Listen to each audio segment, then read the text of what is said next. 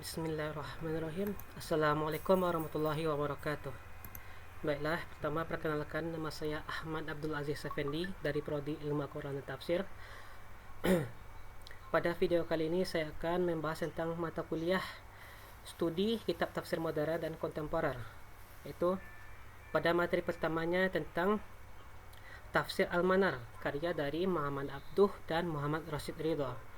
Jadi pada pembahasan kali ini saya akan membahas salah satu karya tafsir yang paling berpengaruh dalam sejarah pemikiran Islam modern.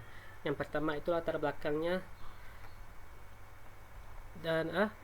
latar belakang dari kemunculan tafsir ini, yaitu Tafsir Al-Manar.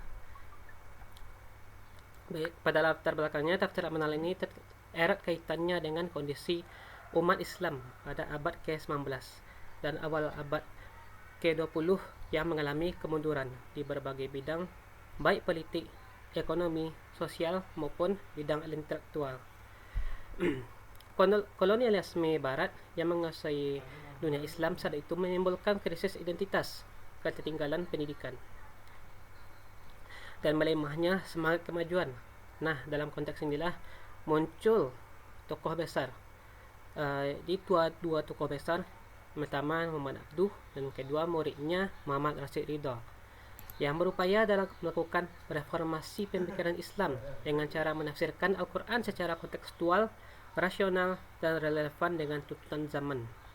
Kehadiran Tafsir Al-Manar menjadi tonggak penting yang menjembatani antara nilai-nilai universal Al-Quran dengan realitas kehidupan dengan masyarakat modern. Untuk biografi sendiri, Muhammad Abduh lahir sekitaran tahun 1849 di Mesir dari keluarga yang sederhana.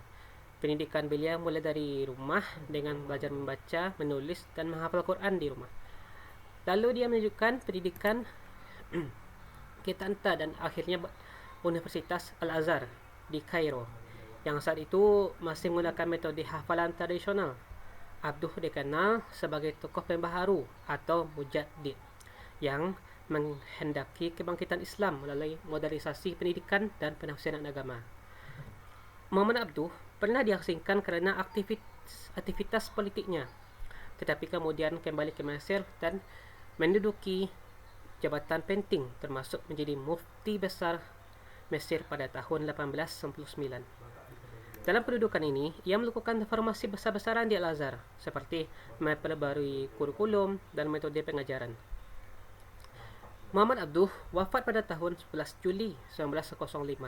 Namun, warisan intelektualnya terus hidup melalui murid-muridnya, terutama Muhammad Rashid Ridha.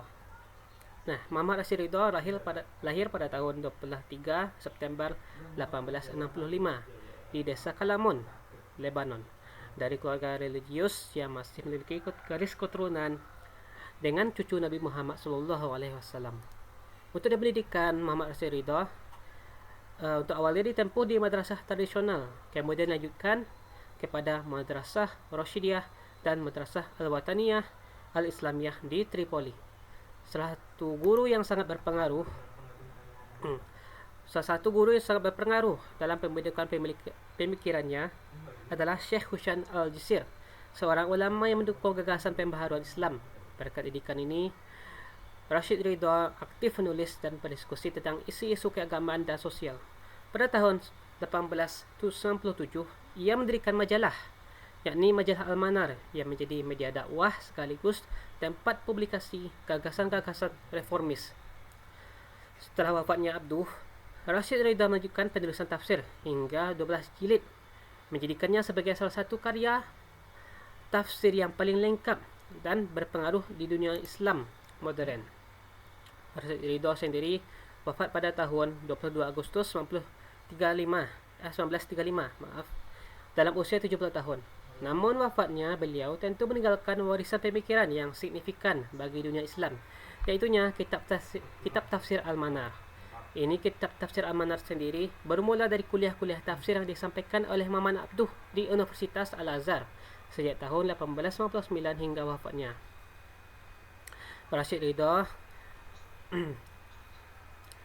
itu murid yang setia mencatat setiap penafsiran ayat yang disampaikan gurunya, yakni gurunya Muhammad Abduh, lalu menyusunnya secara sistematis dan dan mempublikasikannya di majalah Al-Manar dengan judul Tafsir Al-Quran Al-Hakim.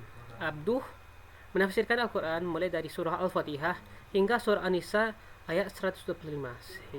Sementara Rashid Ridha melanjutkan penafsiran hingga surah Yusuf ayat 52 mengikuti metode gurunya, namun dengan menambahkan analisis yang lebih luas seperti pembahasan kosakata, pendapat ulama, dan isu-isu sosial untuk politik yang relevan dengan masyarakat pada zamannya. Secara metodologis, tafsir Al-Manar ini menggunakan pendekatan tafsil bil atau berbasis penalaran dengan cara adab ijtimai atau sosial kemasyarakatan.